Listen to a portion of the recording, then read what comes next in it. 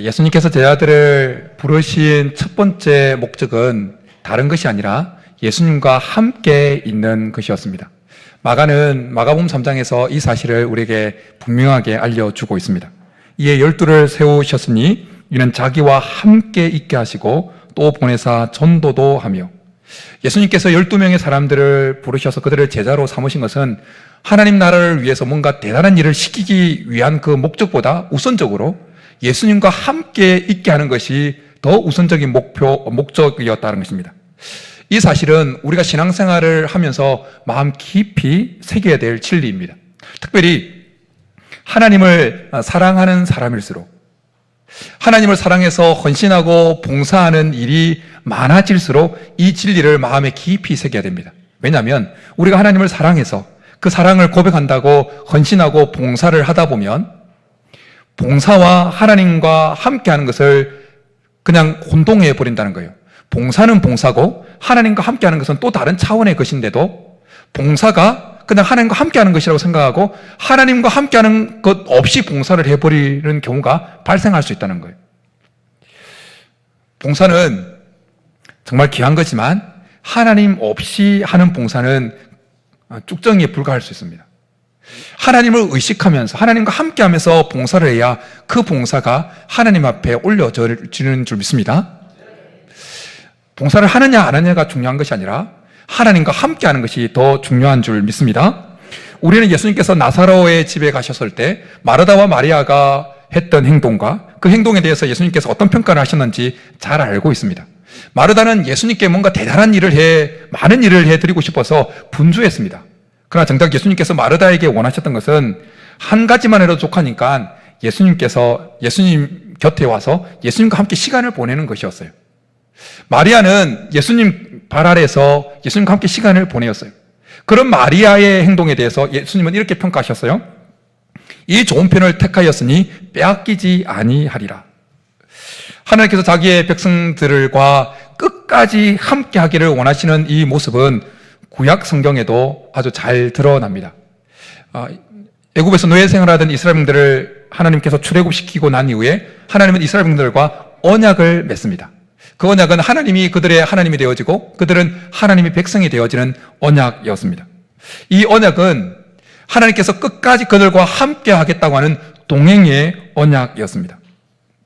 하나님은 이스라엘들과 끝까지 같이 가기를 원하셨습니다. 그래서 애굽에서 출애굽했던 그들에게 성막을 지어라고 말씀합니다. 그리고 그 성막을 위치시키는 그 위치를 그냥 뚝 떨어진 곳이 아니라 그들이 광야 생활을 하면서 때로는 멈춰서 이제 장막을 칠 때 그들이 치는 그 장막 한가운데 성막을 위치하도록 만드셨어요. 왜냐하면 이스라엘 백성들로 하여금 하나님께서 그들과 늘 함께하고 있다는 사실을 인지시키기 위한 것이고, 또한 하나님께서 그들로 하여금 하나님께서 그들과 끝까지 가고 싶어 하시는 하나님의 마음이 그들에게 전달되도록 하기 위해서였다는 것입니다. 하나님은 예수님을 구원자로 하나님으로 받아들인 우리들과 언약을 맺으신 줄 믿습니다. 어떤 언약입니까? 하나님이 우리의 아버지가 되어지고 우리는 그분의 자녀가 되어지는 언약입니다. 예수님이 우리의 신랑이 되어지고 우리는 그분의 신부가 되어지는 언약입니다. 하나님이 우리의 하나님이 되어지고 우리는 하나님의 백성이 되어지는 언약입니다. 그리고 그 언약의 증거로 우리를 성전 삼으시고 우리 안에 성령 하나님을 내주하게 계속 계시도록 만드신 것입니다. 하나님께서 우리와 끝까지 동행하시겠다고 하는 그 약속, 그 마음을 히브리서 기자를 통해서 우리에게 이렇게 말씀해 주십니다. 내가 결코 너희를 떠나지 아니하고 너희를 버리지 아니하리라. 할렐루야. 모래 위 발자국 이야기 여러분 다 한 번쯤 들어보셨을 거예요. 한 그리스도인이 꿈을 꿨다고 하지 않습니까? 그런데 보니까 자기가 자기 인생에 평탄하고 할 때는 발자국이 2개가 있는데 나란하게, 그러나 자기 힘들고 어려울 때는 발자국이 하나만 보였다는 거예요. 그래서 그 그리스도인이 주님께 불평을 했다고 하지 않습니까? 왜 제가 힘들 때 저를 혼자 내버려 뒀습니까? 그때 예수님께서 그 사람에게 어떻게 대답했다고요? 같이 갔는데 너가 힘들 때 내가 너를 업고 갔다고 말씀하십니다. 여러분, 지금 현재 여러분이 처해 있는 상황이 혼자인 것 같습니까? 너무 힘듭니까? 하나님 떠나버린 것 같습니까? 하나님 결코 우리를 떠나지 아니하시는 줄 믿습니다. 하나님 여전히 우리와 함께하고 계신 것입니다. 하나님 여전히 우리를 업고 가고 계시는 줄 믿습니다. 하나님은 출애굽한 이스라엘 백성들에게 출애굽 19장에서 이렇게 말씀해 주십니다. 내가 애굽 사람에게 어떻게 행하였음과 내가 어떻게 독수리 날개로 너희를 업어내기로 인도하였음을 너희가 보았느니라. 출애굽기 19장에서 하나님께서 이스라엘 백성들에게 이 말씀을 하신 때는 이스라엘 백성들이 출애굽한 지 3개월 되던 그던 때였어요. 이스라엘 백성들이 출애굽하고 난 이후에 3개월 이르는 동안에 그들은 광야에서 배고픔을 경험했습니다. 추위를 경험했습니다. 목마름을 경험했습니다. 아말렉 족속의 공격을 경험했습니다. 광야의 그 무더움과 광야의 그 밤의 추위를 경험했습니다. 그렇기 때문에 3개월 동안 그들이 하나님의 인도함을 받아온다고 했지만 그들 속에 느꼈던 것은 하나님은 우리를 떠나버린 것 아닌가? 하나님이 과연 우리를 인도해 가고 있는 것은 맞는가? 하나님이 과연 가나안 땅에 우리를 인도해 가실까? 이런 불신이 불끈불끈 올라오는 상황이었다는 겁니다. 그때 하나님은 그들에게 하나님 결코 그들을 떠나지 아니하셨고 오히려 독수리가 그 새끼를 날개에 업고 인도하는 것처럼 이스라엘 백성들을 계속 업고 여기까지 인도해 왔다고 말씀해 주고 있는 것입니다. 하나님 여전히 우리와 함께 하신 줄 믿습니다. 하나님께서 자기 백성들 우리들에게 우리와 끝까지 함께 하고 싶어 하시는 것처럼 하나님은 또한 우리도 하나님과 끝까지 함께 하고 싶은 갈망, 소망을 가지고 살아가기를 원하십니다. 하나님이 우리를 원하시는 것만큼 우리도 하나님을 원하기를 원하신다라는 것입니다. 동행의 의미에 있는 같이 가겠다고 하는 그 언약의 그 의미를 가지고 있는 언약은 일방적이지 않습니다. 쌍방적인 것입니다. 언약에 요구되어지는 그 요구사항은 그 언약에 동참했던 그 상대방, 양 진영에게 다 요구되어지는 것입니다. 하나님과 우리가 언약을 맺었다, 같이 가겠다고 하는 언약을 맺었다는 것은 하나님께서 우리와 끝까지 가겠다고 하는 그 언약 하나님께서 지키실 뿐만 아니라 동일하게 우리에게도 요구되어진다는 거예요. 하나님과 끝까지 가기를 원하시는 하나님의 그 마음이 우리에게 있는 것입니다. 언약은 일방적이지 않냐고 쌍방적인 것입니다.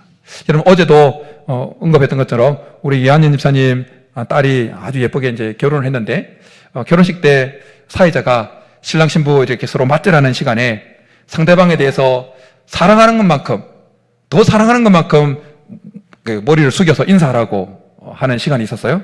서로 이렇게 인사하는 사랑하는 것만큼 이제 숙임의 그 숙임이 결정된다고 이야기하니까 신랑이 바닥에 바짝 엎드리더라고요. 아주 감동받았습니다. 그 정도 확실하구나. 이제 확실하게 하영이를 잘 사랑해주겠구나 이런 마음이 들어서 감동이 있었어요. 결혼식은 뭡니까? 남자와 여자가 결혼식을 통해서 끝까지 죽음이 그들을 갈라놓을 때까지 끝까지 가겠다고 하는 약속, 그 언약을 맺는 것입니다. 그리고 그 정표로 서로의 반지를 교환합니다. 남편은 아내를 향해서 끝까지 죽을 때까지 같이 가고자 하는 마음이 있어야 되고 아내는 남편을 향해서 또 남편은 아내를 향해서 죽을 때까지 끝까지 가고 싶어야 하는 마음이 있어야 될 줄 믿습니다. 이미 결혼하고 오래되신 분들 여전히 그 마음이 있기를 간절히 축복합니다. 근데 만약 누군가가 끝까지 죽음이 갈라놓을 때까지 끝까지 가고자 서로에 대해서 끝까지 가고자 하는 그 마음을 가지고 있다가 어느 누군가 일방적으로 그 언약을 깨버린다면 그 게임을 당한 상대방의 마음이 어떻겠습니까? 엄청 힘들겠죠. 반쪽이 떨어져 나간 것 같은 느낌을 받을 거예요. 지금 오늘 본문에는 예수님과 함께 가겠다고 언약을 맺었던 그 제자들이 예수님을 떠나가고 있는 모습이 등장하게 되어집니다. 성경에 제자라고 그 일컬어지는 그 유형은 크게 세 가지로 볼 수가 있습니다. 12제자였던 그 사도를 일컬어졌던 그 제자들이 첫 번째 유형이고, 두 번째 유형은 일반 무리들과는 좀 구별되어지는 일반적인 제자, 예수님을 따라갔던 일반적인 제자였어요. 그리고 세 번째 유형은 예수님이 부활 승천하고 난 이후에 이 땅에 예수님이 안 계실 때도 여전히 주님을 믿고 따라갔던 그 제자들의 유형입니다. 오늘 예수님에게서 떠나갔던, 오늘 본문에서 예수님 곁에서 떠나갔던 제자들은 두 번째 유형의 제자들입니다. 그들은 그 오병이로 나타나는 그 그 부산물로 만족하던 그런 무리와는 좀 차원이 다르게 예수님과 같이 가려고 마음의 결단도 했고 따라갔던 제자들이었어요. 근데 그들이 예수님을 떠나가 버립니다. 오늘 그들이 예수님을 떠나간 것은 일시적으로 떠나간 것이 아니에요. 원어적으로 보면 완전히 예수님을 배신하고 떠나가 버렸다는 의미가 있습니다. 그래서 오늘 우리가 읽은 본문 66절에 보면 후반절에 다시 그와 다니지 아니하더라 라고 말씀하고 있습니다. 예수님을 따르기로 그렇게 언약을 맺었던 그들이 예수님을 완전히 배신하고 떠나가 버렸던 이유는 그들이 예수님을 향해서 가지고 있었던 세속적인, 세상적인 어떤 기대가 충족되어지지 않았기 때문이었다는 것입니다. 예수님께서 12명의 제자들을 부르시고 그들을 부르신 첫 번째 목적이 뭐였다고요? 같이 있는 것이라고 했습니다. 근데 이 목적, 12명의 제자들을 부르시고서 같이 있기를 원하셨던 그 첫 번째 목적은 일반 두 번째 유형의 제자들에게도 동일하게 적용되어지는 목적이었습니다. 그런데 그들이 떠나간 거예요. 그래서 예수님도 인성을 가지고 계신 분이었기에 얼마나 마음이 힘들었겠습니까? 그 예수님의 힘든 부분은 제자들을 향해서 질문한 질문 속에 나타납니다. 너희도 가려느냐? 예수님 마음이 얼마나 힘들었을까요? 원어적으로 보면 너희도 가려느냐 이 물음은 이런 의미라는 거예요. 너희까지 가려고 하는 것은 아니지? 그렇지? 이런 의미예요. 그러니까 얼마나 예수님 마음이 힘들었으면 이렇게 물었겠냐는 겁니다. 오늘 이곳에서 예배를 드리고 있는 우리는 세 번째 유형의 제자들에게 해당되어집니다. 예수님이 떠나고 난 이후에도 여전히 주님을 믿고 따라가고 있는 자들인 거죠. 주님은 우리와 끝까지 함께 하실 줄 믿습니다. 그리고 하나님은 예수님을 따라가고 있는 우리들에게 우리도 우리 마음에도 끝까지 예수님을 따라가고자 하는 그 마음이 있기를 원하고 또 끝까지 따라가기를 원하신다라는 것입니다.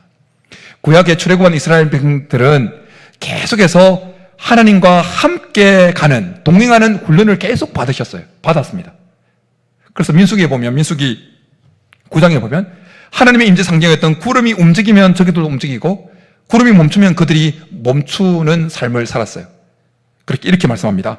이틀이든지 한 달이든지 1년이든지 구름이 성막 위에 머물러 있는 동안에는 이스라엘 자손이 진영에 머물고 행진하지 아니하다가 또 오려면 행진하였느니. 우리의 신앙생활은 뭡니까? 하나님과 동행하는 훈련을 받는 기간이에요. 여러분 천국 가면 우리는 계속 24시간 하나님과 계속 함께 있을 겁니다. 그런데 천국 가서 계속 하나님과 함께 있는 시간을 보낼 텐데 이 땅을 살아갈 때 훈련받는 이 시간에 하나님과 함께하는 이 시간을 훈련받는 이 시간에 전혀 훈련을 받지 못하면 천국 가서 어떻게 살겠냐는 겁니다. 못 견디는 거예요. 차라리 지옥으로 보내주세요 이렇게 말할 거예요. 지옥으로. 이 땅을 살아가는 동안에 우리는 계속해서 주님과 끝까지 함께 동행하는 훈련을 받는 겁니다. 그런데 사단 마귀는 끊임없이 우리에게 다가와서 하나님과 함께하지 못하도록 계속 우리를 공격하고 유혹합니다. 계속해서 우리의 삶을 분주하게 만듭니다. 에덴 동산에서 하나님과 함께하던 아담과 하와에게 와서 죄를 범하게 만들어서 하나님과 완전히 분리시키게 만들었던 사단 마귀는 우리에게 와서도 동일하게 그런 역사를 펼쳐갑니다. 우리의 삶을 분주하게 만듭니다. 우리의 마음에 하나님을 묵상할 만한 삶의 여유, 마음의 여유를 가지지 못하게 만듭니다. 핸드폰을 손에서 놓지 못하게 만듭니다. 하나님께서 감동 주신 것에 반응하지 못하도록 우리의 마음을 싹 닫아버립니다. 20세기 세계 기독교 지성이라고 일컬어지는 C.S. 루이스, 여러분 다 들어보셨을까요? 그가 쓴 여러 책들 가운데 스크루테이지 편지라는 책이 있습니다. 그 책은 사단 마귀의 괴락이 얼마나 영악한지를 잘 보여주는 책이에요. 아주 간사하고 노예한 스크루테이지라고 하는 사단이 그의 풋내기 조카인 워머더라고 하는 그 마귀에게 인간을 유혹하는 그 전술을 알려주는 형식으로 편지 형식으로 쓰여지면서 사단 마귀의 계계를 잘 알려주고 있습니다. 그 첫 번째 편지에 보면 한 불신자가 하나님에 대해서, 기독교 신앙에 대해서 관심을 가집니다. 그때 어떻게 이 사람을 하나님에 대해서 관심을 두고 있는 기독교 신앙에서 관심을 꺼버리게 만드는지 전략을 펼쳐요. 사단 마귀가 사용하는 그 첫 번째 공격 무기가 뭐냐면 현실성입니다. 현실성. 그냥 현실에 집중하게 만드는 거예요. 그냥 바쁜 그 일상에 집중하게 만드는 겁니다. 하나님에 대해서 이렇다면 하나님이 계신 거 아닌가? 하나님이 계실 수도 있는 거 아닌가? 이렇게 하나님에 대해서 의문을 가지고 하나님의 존재에 대해서 뭔가 생각을 하려고 하는 그 찰나에 사단 마귀가 그 불신자 마음에 지금 자기가 처해 있는 바쁜 일상에 집중하게 만들어버린다는 거예요. 바쁘지. 그래. 이거 먼저 하고. 결국 그 사람은 하나님에 대해서 기독교 신앙에서 관심을 가지려고 했던 그 마음을 완전히 닫아버리게 되어지는 모습을 스콜테이지 그 편지 첫 번째 편지에서 보여주고 있습니다. 사단 마귀는 지금도 우리가 조금 더 하나님을 깊이 묵상하려고 할 때 우리 마음에 그 마음을 싹 사라져버리면 우리로 하여금 지금 우리가 처해 있는 바쁜 현실에 집중하게 만듭니다. 지금 그 하기도 바쁜데 지금 그 생각은 다음에 우리가 뭔가 시간이 여유가 생겨서 하나님을 묵상하려고 좀 뭔가 큐티 좀 해볼까? 성경책을 읽어볼까? 그런 마음이 들려고 할 때 사단 마귀는 현실의 안쪽에 바쁜 현실에 집중하게 만들어요. 그래서 하나님의 존재를 하루에 1분도 묵상하지 못하고 허겁지겁 하루를 지나가 버리게 만든다는 겁니다. 시간이 조금 나면 이제 핸드폰 좀 볼까? 이제 드라마 좀 볼까? 라는 마음을 집어넣는 거예요. 이제 시간이 났으니까 이제 성경책 좀 읽어볼까? 이런 마음 절대 넣지 않는다는 거예요. 하지만 우리 예수님은 예수님과 동행하는 데 있어서 실패한 우리들에게 다시 찾아오셔서 우리에게 동행하자고, 나와 같이 가자고 손을 내미시는 줄 믿습니다. 예수님께서 십자가에 못 박혀 죽으시기 전날 겟세마네 동산에 제자 3명을 데리고 갔습니다. 베드로와 야고보와 요한을 데리고 갑니다. 그리고 그들에게 이렇게 말씀해 줍니다. 너희는 여기 머물러 나와 함께 깨어 있으라. 주님은 정말 인성을 가지신 분이기에 십자가를 앞두고 너무 마음이 무거우셨어요. 그래서 그 시간에 제자들과 함께 있기를 원하셨어요. 제자들이 예수님과 함께 하는 시간을 가지기를 원하셨어요. 근데 제자들은 어땠습니까? 다 자버립니다. 실패한 것입니다. 제자들은 예수님과 함께 하는 데 있어서 실패한 것입니다. 그런데 그 성경을 읽어보면 예수님께서 세 번째 기도를 다 마치고 난 다음에 제자들에게 다가와서 이렇게 말씀합니다. 일어나라, 함께 가자. 예수님과 함께 있는 그 시간, 함께 가는 그 시간을 실패한 제자들에게 예수님 다시 일어나서 함께 가자고 동행의 손길을 내밀고 있다는 것입니다. 지난주에 이달에 도서로도 추천되었던 오스왈드 챔버스의 주님은 나의 최고봉이라는 그 책을 읽다가 오스왈드 챔버스가 이 부분에 대해서 잠깐 언급하고 지나가는 글을 읽다가 참 위로가 되었습니다. 예수님과 함께 동행하는데 실패한 그 제자들에게 하셨던 주님의 음성, 일어나라 함께 가자라는 이 음성은 지난 한 주간 우리가 살아오면서 주님과 함께 하는데 실패한 우리들에게 주시는 하나님의 음성인 줄 믿습니다. 여전히 주님은 이 시간에 우리에게 말씀하시는 거예요. 지난 주간 우리가 주님과 함께 하는 그 시간 1분 1초도 함께 하지 못한 그 인생이라 할지라도 그 한 주간의 삶이라 할지라도 주님 이 시간에 또다시 우리에게 손을 내미시면서 말씀하시는 거예요. 일어나라 함께 가자. 구약의 아가스는 슐라미 여인과 솔로몬 왕 사이의 사랑 이야기입니다. 그리고 그 사랑 이야기는 영적으로 우리의 신랑 되신 예수님과 신부된 우리 사이의 사랑 이야기를 상징적으로 보여주는 성경입니다. 슐라미 여인은 이 들에 양을 치면서 그 태양에 얼굴이 새카맣게 타버립니다. 새카맣게 타버려요. 여러분 예쁘게 생겼는지 모르겠지만 얼굴이 새카맣게 타버리면 감 나가는 사람도 좀 없어 보이잖아요. 없어 보이지 않습니까? 그런데 솔로몬이 그 슐라미 여인에게 이렇게 초청합니다. 나의 사랑, 내 어여쁜 자야, 일어나 함께 가자. 말씀을 준비하고 묵상할 때 이 음성은 우리를 향한 하나님의 음성이구나라고 느껴졌습니다. 왜냐하면 우리가 신앙생활을 하다가 혹 태양에 걸린 그 슐라미 얼굴처럼 우리가 죄악으로 범죄함으로 인해서 우리의 영혼이 새카맣게 걸려서 볼품이 없다 할지라도 주님이 여전히 우리에게 다가오셔서 나의 사랑 내 어여쁜 자야 일어나 함께 가자라고 초청하고 있다는 것입니다. 실패한 자리에서 일어나서 나의 사랑 나의 어여쁜 자야 일어나서 함께 가자라고 주님은 이 시간에도 우리를 초청하고 있는 것입니다. 실패한 베드로에게 주님이 찾아오시죠. 그리고 나를 사랑하느냐고 3번 물으시면서 주님을 향한 그 사랑을 베드로 마음속에 회복시켜 주십니다. 그리고 베드로에게 이렇게 말씀하세요. 나를 따르라. 회복되어진 베드로가 보니까 주님을 따르면서 보니까 마지막 성찬 때 예수님 곁에서 품에 안겨서 뭔가 물어봤던 그 요한도 예수님을 따라가는 모습을 보고 약간 베드로 마음속에 시기가 일어났는지 예수님께 이런 질문을 던집니다. 주님, 이 사람은 어떻게 되겠습니까? 그러자 예수님은 베드로에게 이렇게 말씀해 줍니다. 내가 올 때까지 그를 머물게 하고자 할지라도 내게 무슨 상관이냐? 너는 나를 따르라. 주님의 관심은 실패한 베드로가 지금 실패한 자리에서 일어나서 주님과 끝까지 따라가는 것에만 있었어요. 이 시간에 예배를 드리고 있는 우리 각자를 향한 주님의 관심은 우리가 실패한 자리에 주님과 동행하는데 실패한 자리에서 일어나서 다시 주님과 걸어가는 것에 있는 줄 믿습니다. 다른 사람에게 있는 것이 아니라 우리 각자에게 있는 것입니다. 이번 한 주도 주님은 우리에게 다가오셔서 일어나서 함께 가자고 초청하시는데 그 초청에 반응하기를 원하십니다. 예수님은 계속해서 우리를 초청하시는 거예요. 이렇게 말씀합니다. 요한복음 15장에서 아버지께서 나를 사랑하신 것 같이 나도 너희를 사랑하였으니 나의 사랑 안에 거하라. 수고하고 무거운 짐자들아 다 내게로 오라. 내가 너희를 쉬게 하리라. 나는 마음이 온유하고 겸손하니 나의 멍에를 메고 내게 배우라. 그리하면 너희 마음이 쉼을 얻으리니. 이렇게 말씀해 주고 있습니다.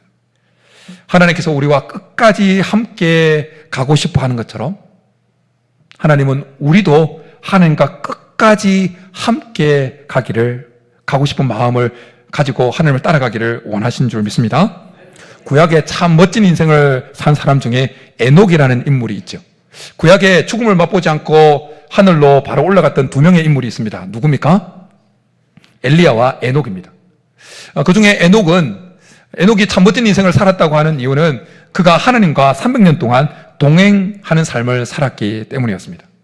그가 65세 때 무드셀라를 낳고 300년 동안 하나님과 동행을 했습니다. 그런데 그 동행이 수도원이나 기도원에 들어가서 동행한 것이 아니라 그냥 자녀를 낳는 일상적인 삶을 살아가면서 하나님과 동행했다는 것입니다. 그 에녹과 관련된 기사를 보면 에녹 그 앞뒤에 그 당시에 그 땅에 살았던 사람들의 수명이 등장합니다. 얼마나 살았는지. 얼마 정도 살았다고 여러분 알고 있습니까? 막 어떤 사람은 막 700 몇 년, 막 800년. 무드셀라는 969세를 살았어요. 그런데 그들이 멋진 인생을 살았다고 말할 수는 없어요. 하나님 앞에 하나님 보실 때 멋진 인생은 어떤 인생이냐? 하나님과 동행한 인생인 줄 믿습니다. 오늘 또 우리 새롭게 처음 오신 우리 집사님 90몇 거의 100세신데 길게 사는 거 복이죠. 근데 길게 사는 것보다 더 중요한 것이 뭐냐? 하나님과 동행하면서 사는 것인 줄 믿습니다. 하나님과 동행해야 되는 것입니다. 우리가 끝까지 하나님과 동행하면서 동행하며 사는 것과 관련해서 마음에 꼭 새겨야 되는 것이 있습니다. 그것은 하나님께서 우리 각자에게 하나님과 끝까지 동행하기를 원하시는 것은 전적으로 우리를 위해서라는 것입니다. 우리 각 개인이 하나님과 동행하고 동행하지 않는 것은 하나님에게 전혀 영향을 미치지 않습니다. 물론 인성을 가지고 계셨을 때 예수님에게는 영향을 미쳤지만 지금 영으로 이미 부활승천하여 계신 삼위일체 하나님에게 어떤 한 개인이 하나님과 동행하느냐 동행하지 않느냐는 하나님께 아무런 영향을 미치지 못합니다. 왜냐하면 하나님은 하나님 존재 자체만으로 이미 충만하신 분이고 이미 충족하신 분이세요. 전혀 피조물이 하나님께 뭔가를 더하거나 뺄 수 있는 것이 아무것도 없습니다. 하나님은 이미 하나님 존재 자체만으로 충족하신 분이세요. 그런 하나님이 우리에게 끝까지 우리가 하나님과 동행하기를 원하신 것은 전적으로 우리를 위해서라는 것입니다. 하나님과 동행해서 손해볼 일은 하나도 없는 줄 믿습니다. 오히려 하나님과 동행하면 복이 있는 줄 믿습니다. 수고하고 무거운 짐을 하나님께 맡길 수 있습니다. 하나님과 동행했던 이스라엘 백성들은 하나님으로부터 먹을 거, 입을 거, 인도와 보호를 계속해서 경험했다는 것입니다. 여러분, 우리가 어떻게 하면 끝까지 실패한 자리에서 또다시 일어나서 주님과 끝까지 같이 갈 수 있을까요? 어떻게 허다한 두 번째 유형의 제자들이 예수님을 다 떠나갈 때 예수님의 12 제자들은 끝까지 예수님 곁에서 머물러 있을 수 있었을까요? 우리가 끝까지 예수님과 동행할 수 있는, 끝까지 갈 수 있는 비결은 이것입니다. 예수님 존재 자체로 즐거워하고 기뻐하는 것입니다. 예수님 존재 자체로 기뻐하고 즐거워하는 거예요. 너희도 가려느냐라는 이 질문에 베드로가 이렇게 대답을 합니다. 우리 68절 한번 같이 읽겠습니다. 시작. 베드로가 대답하되 주여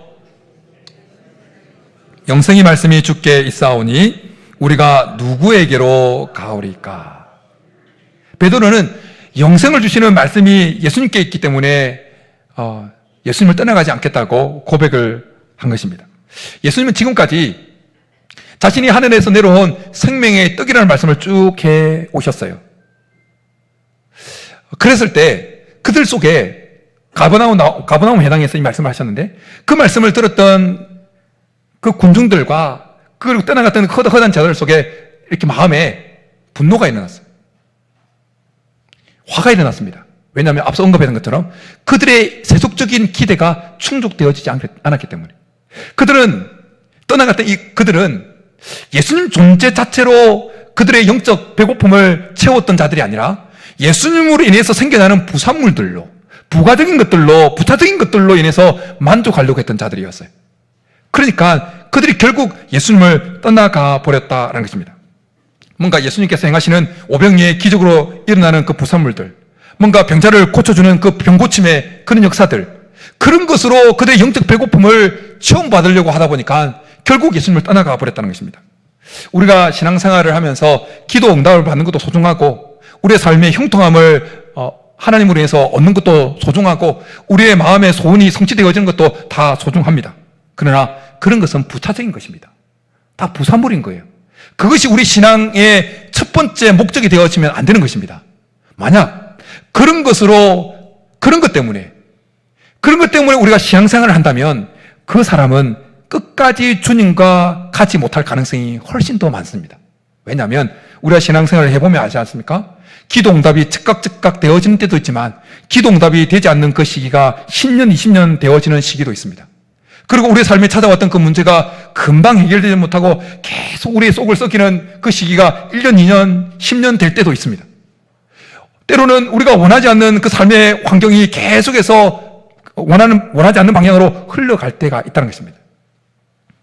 그래서 그렇기 때문에 부차적인 것으로 부산물로 인해서 뭔가 영적인 만족을 누리면서 주님을 따라가려고 한다면 그 사람은 결국 무너지게 되겠다는 거예요. 그래서 우리 신앙에 엑기서를 담아놓은 소요의 문답 제 첫 번째 질문과 그 답을 여러분 들어서 아실 거예요? 사람의 제일 된 목적은 무엇입니까? 라는 질문에 그 답은 무엇입니까? 사람의 제일 된 목적은 하나님을 영화롭게 하는 것과 그를 영원히 뭐 하는 것이라고요? 즐거워하는 것이다. 이건 이제 여러 번 반복할 테니까 외워야 돼요. 사람의 제일 된 목적은 그를 영원히 즐거워하는 거예요. 즐거워하는 거.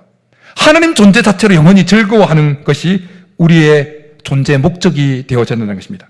우리가 하나님 존재 자체로 즐거워하고 기뻐할 때, 오늘 오프닝 찬양 때도 주를 찾는 모든 자들이 그로 인하여 즐거워하고 기뻐하도록 하라고 그렇게 고백을 했지 않습니까? 그것이 신앙의 정수예요. 그것이 첫 번째 우리의 신앙의 목적이 되어야 된다는 것입니다. 그래야 하나님 존재 자체로, 예수님 존재 자체로 기뻐하고 즐거워하면 우리 삶에 기도 응답이 안 돼도, 어려움이 찾아와도, 내 마음의 소원대로 뭔가 삶이 흘러가지 못해도, 혹은 교회에서 봉사하고 섬기다가 혹시 마음이 틀어지는 일이 생겨도 그것 때문에 시험 들지 않는다는 거예요. 왜?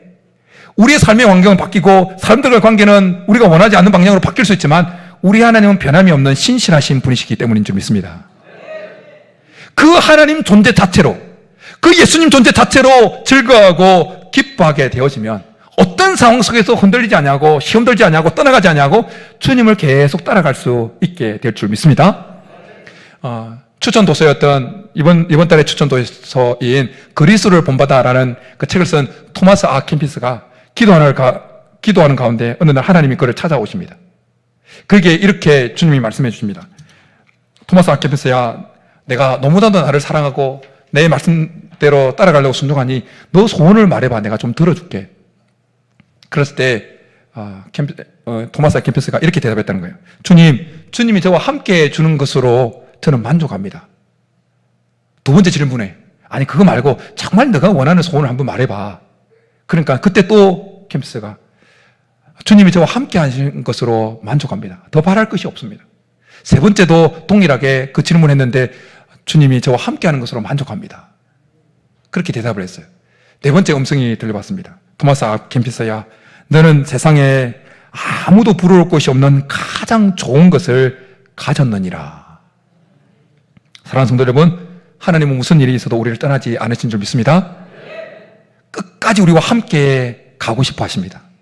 동일하게 하나님은 우리도 하나님과 끝까지 가고 싶은 그 열망을 가지고 신앙생활을 하기를 원하십니다.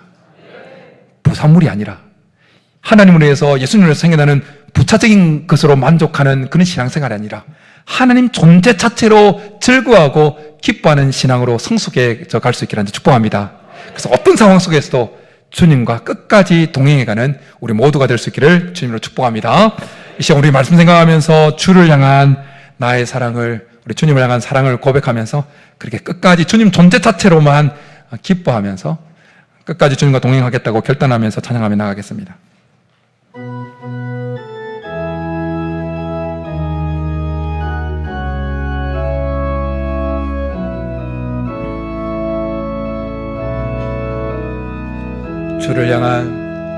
주를 향한 나의 사랑을 주께 고백하게 하소서. 아름다운 주의 그늘 아래 살며 주를 보게 하소서. 주님의 말씀 선포될 때에 땅과 하늘 진동하리니 나의 사랑 고백하리라. 나의 구주 나의 친구 부드러운 주의 속삭임 나의 이름을 부르시. 일어나라 함께 가자라고 우리를 부르십니다. 주의 영광을 보이사 성령을 부소서. 메마른 곳 거룩게 지도록 내가 주를 찾게 하소서. 내 모든 것 주께 드리리. 나의 구주 나의 온 마음으로 주를 바라며 나의 사랑 고백하리라. 나를 향한 주님의 그 크신 사랑 간절히 알기 원해. 주의 은혜로 용서하시고 나를 자녀 삼아 주셨네. 나의 사랑 고백하리라. 나의 구주 나의 친구. 이 시간 우리 말씀 생각하면서 같이 기도하며 나가겠습니다. 하나님을 믿고 따라가면서 생겨나는 부차적인 것, 부산물로 만족하려고 하는 신앙이 아니라 하나님 존재 자체로 예수님 존재 자체로 즐거워하고 기뻐하는 신앙으로 우리 신앙이 더 성숙해져 가게 도와달라고, 우리가 주님과 동행하는 그 일에 실패했다 할지라도 우리에게 다시 다가오셔서 일어나라, 함께 가자라고 말씀하시며 손을 내미시는 그 손을 붙잡고 이번 한 주 일어나서 주님 존재 자체로 만족하면서 주님과 동행하는 삶이 되게 도와달라고 우리 말씀 생각하면서 주여 한번 부르기도 나가겠습니다. 주여, 살아계신 하나님 아버지, 우리가 하나님을 믿고 살아가면서 생겨나는 부차적인 것, 부산물로 인해서 만족하는 그런 신앙이 아니라 하나님 존재 자체로 만족하고 즐거워하는 그런 신앙으로 우리의 신앙이 더 성장하고 성숙해져 가기를 원합니다. 그래서 우리가 어떤 일을 만나도 하나님과 동행하는, 끝까지 갈 수 있는 우리가 되기를 원합니다. 하나님, 우리가 지난 한 주간 주님과 함께 걸어가는 데 있어서 실패했다 할지라도 다시 우리에게 다가오셔서 일어나라, 실패한 자리에서 일어나라, 함께 가자라고 말씀하시는 그 주님의 음성을 듣고 주님의 손을 붙들고 일어나서 이번 한 주도 주님 존재 자체로 만족하면서, 주님 존재 자체로 즐거워하면서 이번 한 주 하나님과 동행하는, 하나님과 함께 걸어가는, 끝까지 주님과 같이 걸어가는 우리 모두가 되게 도와주시옵소서. 하나님, 성도들 이번 한 주도 승리할 수 있도록 주께서 역사하여 주시옵소서. 축원드립니다. 살아계신 하나님 아버지, 우리의 신앙이 하나님을 믿으면서 생겨나는 그 부산물들, 부차적인 것으로 만족하는 신앙이 아니라 하나님 존재 자체로 즐거워하고 기뻐하고 만족하는 신앙으로 성장하고 성숙될 수 있도록 도와주옵소서. 그래서 주님 존재 자체로 만족하면서 우리 삶에 어떤 문제가 발생하더라도 주님과 끝까지 같이 걸어갈 수 있게 도와주옵소서. 하나님, 지난 한 주간 우리가 주님과 함께 걸어가는데 실패했다 할지라도 실패한 자리에서 일어나라, 함께 가자고 말씀하시면서 손을 내미시는 그 주님 손잡고 일어나서 이번 한 주도 주님과 같이 걸어가는 우리 모든 성도들 되게 도와주시옵소서. 그렇게 주실 줄 믿고 감사를 드리며 예수님의 이름으로 축복하며 기도드립니다. 아멘.